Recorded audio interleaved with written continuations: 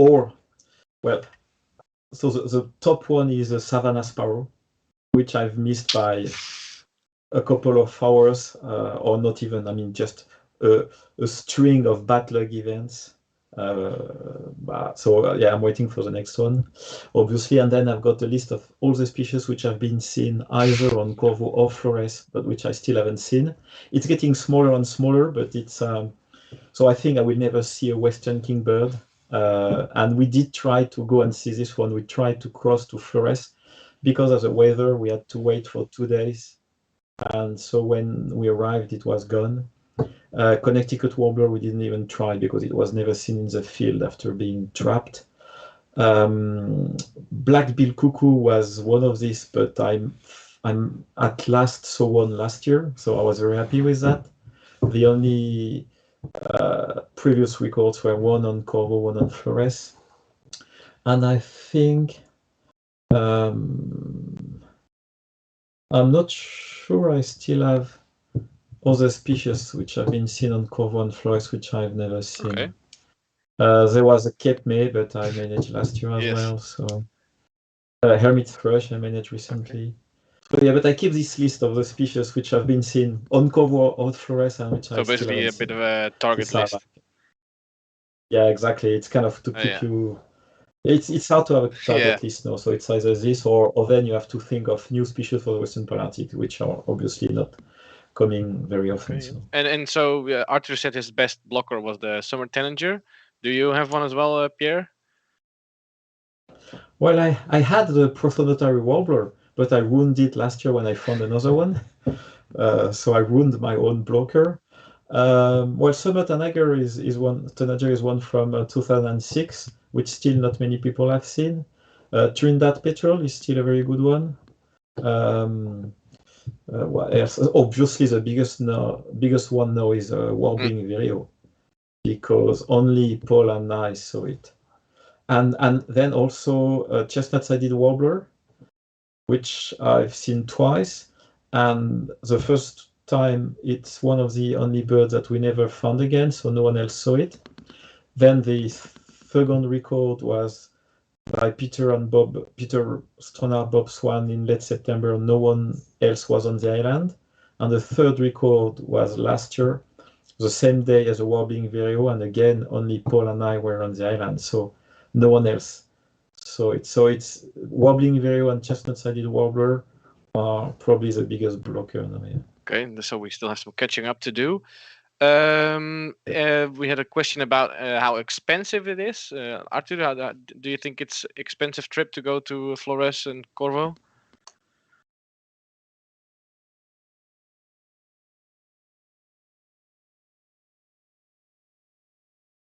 So the most expensive part is the flight, basically, or?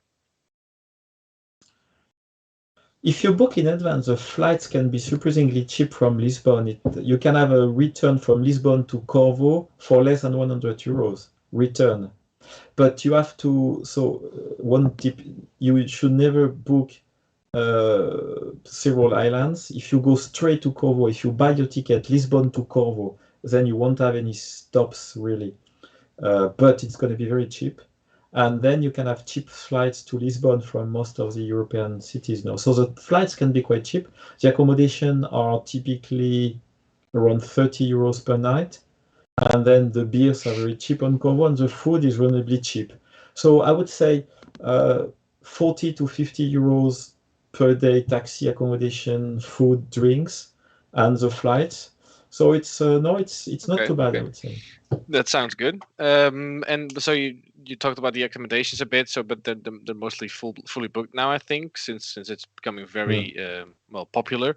In that regard, is Corvo dying because of its own success? Because you also talked about the social life getting a bit diminished, and also with the many more Twitchers or bird watchers going there. What do you think about this?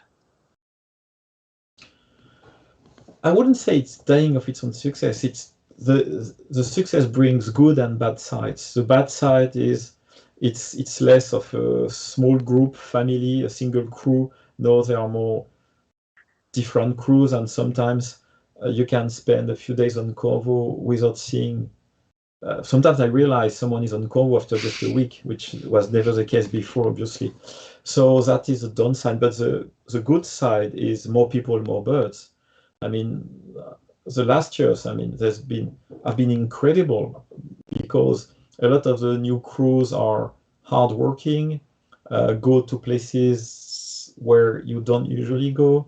So yeah, there are really some good sides to it as well. So yeah, it's a bit social life is a bit different. We still keep the good spirit and we have more birds.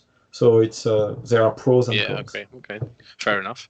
And then there's like a couple more questions about how often do you have to leave Corvo when you're there for a mega somewhere else in the WP? I don't Okay, usually. you just stay there because I've heard the rule Yes. that you don't leave Corvo. So we go to Flores regularly to twitch there. Last time was for this Western Kingbird, which we missed. But over the years, I've seen a white-tailed tropic bird on Flores. I've seen what else did we go and tick on Flores? Well, I can't remember everything now, but we cross regularly to try to tick on Flores. Sometimes it works, sometimes it doesn't. Well, I had snowy egret as well on Flores, stuff like that. I've left Corvo once to go for the Willet on San Miguel. So Flores, we usually go and come back during the same day if we manage to do it by boat. If we have to go by plane, then you need to sleep over there. And obviously San Miguel, I had to leave for 3 days, I think, 2 or 3 days. So that's a bit dangerous, but it was easterlies, so I was kind of safe. And I've never left Corvo for anything else in the Western Pacific. It's too risky and too so complicated. it's more dangerous to leave than to go for this big bird in the other side of the. Okay, fair enough. Probably. And so I noticed Arthur went quite a few times late in the season, and well, that seems to be in the Netherlands as well. Also a really exciting time for megas. Like the birding is pretty tough, but we have had some very rare birds show up. November being the new October, we say sometimes. Is what's the reason why Corvo? Is it because of the weather? It's this 10 to 20 October. Do you ever go late in the season like Arthur did? There are people late usually. There are often people until early November. It tends to be less productive. The diversity is clearly lower, and the number of birds and the number of species is definitely lower. But you can have good birds very late. And one of the best examples is ruby-crowned kinglet, the only. Oh, that's one on my shame list, which I forgot. The only Corvo record is from early November.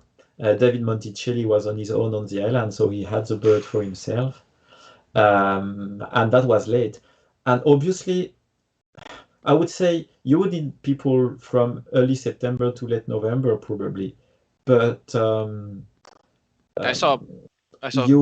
It's less predictable. So most people tend to go at the peak time. But I would say if you want to try and cannot go at the peak time, you should try early or late September or November.